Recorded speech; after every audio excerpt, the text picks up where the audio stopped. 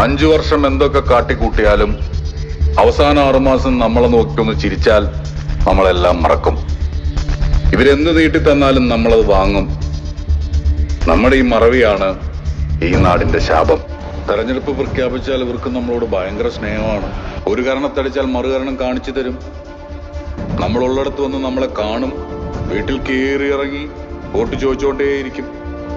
എന്നാൽ ജയിച്ചാലോ, ഇവരെ കാണാൻ ഇവരുടെ ബംഗ്ലാവിന്റെ മുൻപിൽ നമ്മൾ ക്യൂ നിൽക്കണം.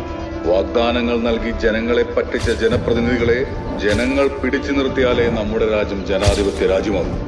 എന്തിനാണ് നമ്മൾ ജനപ്രതിനിധികളെ കാണുമ്പോൾ കുമ്പിടുന്നത്?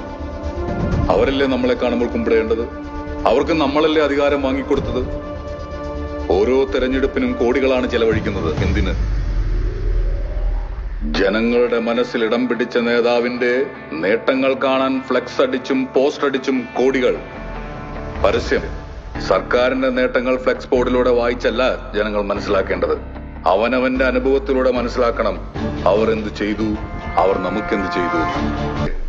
കാലാകാലങ്ങളായി ഇടതിനും വലതിനും മറ്റു പലതിനും മഷി പുരട്ടിയ നമ്മുടെ വിരലിൽ സത്യത്തിന്റെ മഷി പുരളണം.